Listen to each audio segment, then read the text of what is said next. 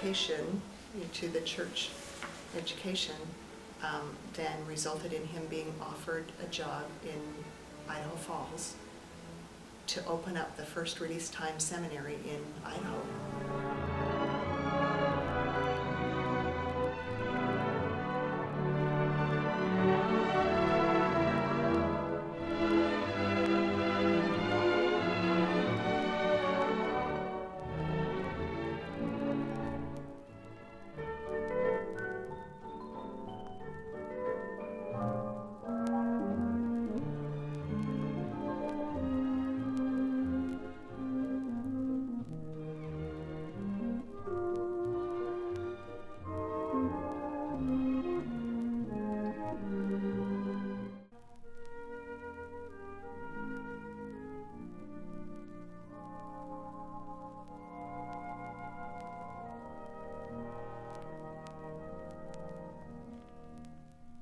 So there was a smallpox epidemic in Idaho Falls, and he decided he was not going to go get vaccinated because he'd done it several times and it hadn't worked. Mom said that he had been vaccinated several times, and when you were vaccinated, it would swell up and be sore, and then you knew that it had done its work. Then you knew you were immune. But his never would. He would say it didn't take. You know, he never had the right reaction to get the immunity. It just never worked. Mother and Dad went to Provo to visit grandmother, and on the way he began to break out with the smallpox. Then he got 2 fever blisters on his lip, and then he started getting blisters on his hands. Dad contracted smallpox, and it was very serious. In those days, she died from it. Mother's mother had a lot of medical knowledge. She'd pretty much gone to medical school with her husband. So the minute she saw these blisters on his hand, she said, "That's smallpox." She knew immediately. So they called Dr. Cullimore. I remember hearing Dr. Cullimore. That was her doctor, her favorite friend. Anyway, so they went to Dr. Cullimore, and he said, "Come in the back door of my office. Don't come in the front door because we don't want you to expose anybody." And then they went to the back door, and he had Dad wait at the back door outside. He wouldn't even let him in the office. And he brought several of the nurses and other medical personnel out to look at the blisters on Dad's hand and show them what smallpox looked like. And he told them, "This is probably your last opportunity to ever see real smallpox because it's being eradicated, and this man really has it, but you probably will never see it again." So, I mean, he became the showpiece of of the office. Then he had everybody in the office, and Mom included, vaccinated. Right there, he vaccinated everyone. So the problem was, he said, you've got to isolate Ellis. And they couldn't put him in the hospital because it was contagious. They couldn't even find a room in the jail. They found an old house that was being torn down, and they asked the owner if he could stay there. And the owner wouldn't rent even this old house that was going to be torn down, wouldn't rent them the space because he was afraid that the neighbors would get smallpox. I mean, there was just this fear of smallpox. So finally, this was summer and it was hot, and grandmother fixed a bed for him in the garage at the side and behind her house. Graham would sterilize his dishes and fix his meals and put them through the window, and he'd eat, and then, you know, she'd take him back, and that was everything. So those were things like, they didn't have a toilet, and so there was just everything that came in and went out, Graham took care of, and really nursed him back to health. Mom stayed with him, took care of him. It was sweltering heat, and he had these high fevers, and Mom said she would just mop the perspiration off of him, and they had to stay there till he healed. It was a long time. It was about a month or so before he was well. It was a terrible illness. He got over the smallpox. He went back to Idaho. You know, he was a principal up there at the seminary. He'd opened the seminary.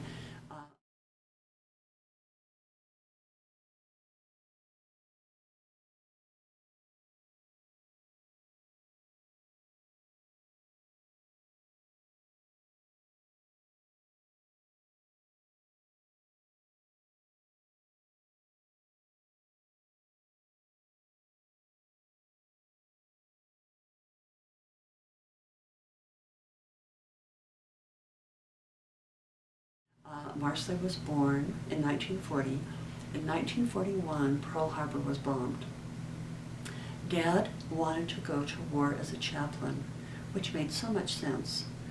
And when he wanted to apply, they wouldn't take him. He didn't pass the physical. And you would have to know, his whole life, Dad was extremely healthy. He had broad shoulders, he was well built, he was 6 feet, and he'd been a lifeguard. And, and he'd been a scouter. I mean, he was in tip-top physical condition. What they found was his spleen was enlarged. I had no idea what a spleen was. Years later, I found out that it's part of your immune system. So lymph nodes, tonsils, spleen, everything are part of that immune system. And his was highly enlarged. And we have always said, Dad wasn't meant to go to war. Somehow he was saved from going to World War II. And we always thought that was so strange because the spleen never bothered him, and why was that? One day it hit me. I was at my doctor's for a regular checkup, and I said, hey, my dad has smallpox. And within about 3 or 4 years, he applied to go to the war, and they wouldn't accept him. His spleen was enlarged. Could that have been left over from the smallpox? And the doctor said, oh yeah. And I think what happened was the smallpox prevented him from going to the war. Now, that's all supposition on my part, but I think that was a wise Heavenly Father who allowed certain things to happen so his life could run out the way it was supposed to, to go.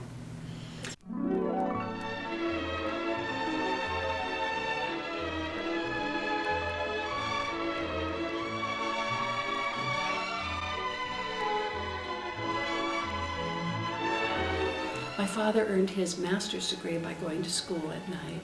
He was a parole officer as part of his internship for it had something to do with this master's degree. I'm not sure what, but that being a parole officer was part of that.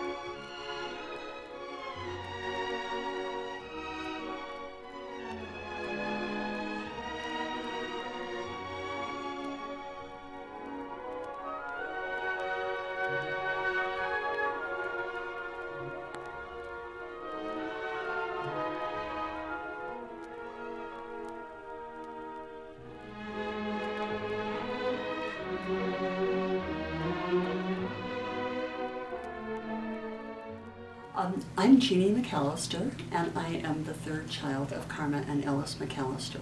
So I'm smack in the middle. Marcelly and Marianne are older, Doug and Helen Martin were younger, and I have always loved that position because I'm never too far away from any of them in age. And I can remember a lot because of that, I think. So I've been happy about that. I was named Karma Jean after Mom. So Karma after my mother, and they took Jean and made it a nickname and called me Jeannie and spelled it like Jeannie with the light brown hair. And that's significant because we had Stephen Foster records when we were growing up. And it was so fun to listen to these records. And I had a song that he'd written about Jeannie. And so Mom and Dad made sure they spelled it that way, which is a different spelling than most.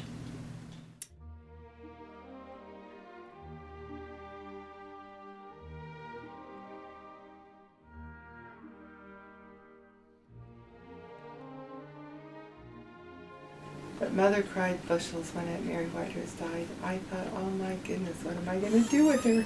She had been so good and sweet to her. She was like a second mother. So she was very, very lonesome without her. She cried for days.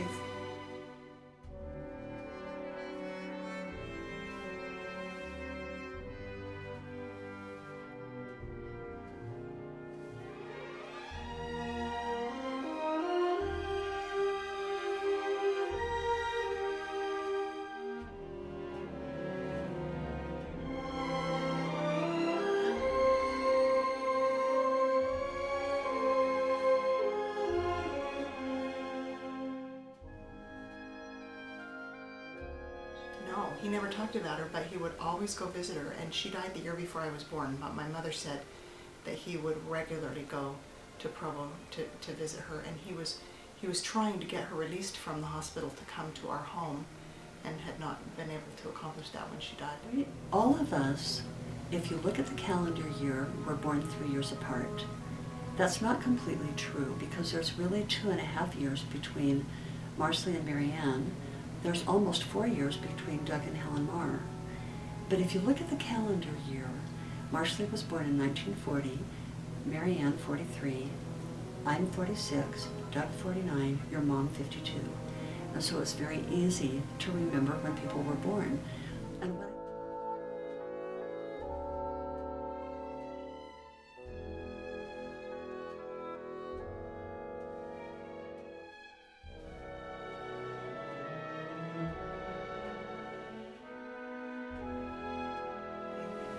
Dad had just become the new principal at Ben Lomond High School. He was in charge of one of the presidents of the 70 in the state, and he had 5 children. He was a very busy man, plus he had many community things because of his involvement with school.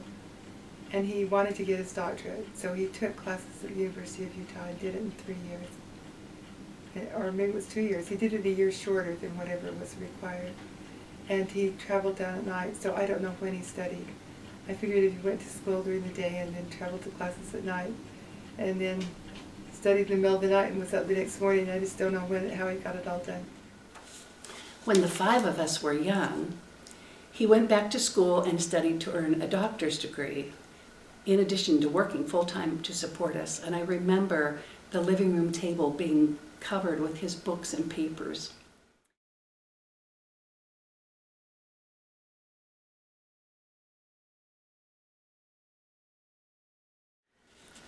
During this period of stress, he lost all his hair. It came out in big chunks. I remember him trying different bottles of liquids that he would rub on to stop the hair loss. Mother told us it was very hard on him initially to lose his hair in such a short period. He was embarrassed to see people who hadn't seen for a while because his appearance was changed so drastically. But eventually he would say things like, "They don't put marble tops on cheap tables." We would all tell him he looked like Yul Brynner, who was the star in The King and I. He had a wonderful smile, and when he had no hair, then his smile just covered his whole head. Oh, this was hard for Dad when he lost his hair. He had beautiful, thick, curly hair, dark hair. It was like a crowning glory, and striking. And you can imagine going from that to pure bald. It was a matter of about 6 weeks. It started coming out in patches. And the doctor told him if he didn't get rid of stress, he'd probably lose it. Well, it was pretty stressful with 5 children and working on a doctorate and a brand new principal, and involved with church and home. He was busy.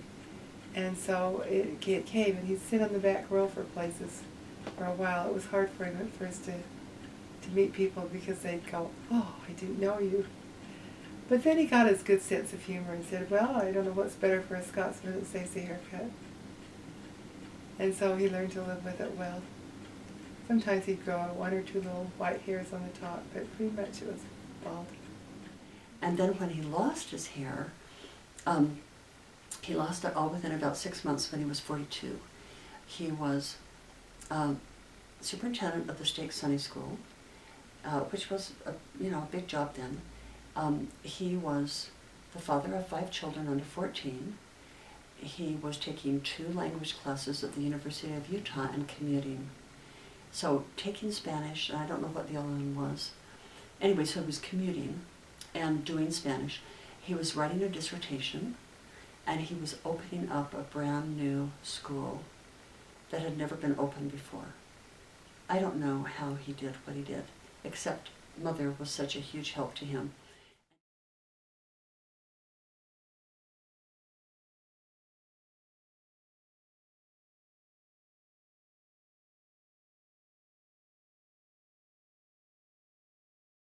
And my 2 oldest siblings were born in Idaho Falls, All three of us, Doug, Jeannie, and I, were born when they first moved to Ogden, and then they moved to Gramercy Avenue, and pretty much we all grew up at the Gramercy Avenue house. He did beautifully. He did a wonderful dissertation and received his doctorate, and he felt good about that. It was something he had always wanted to do.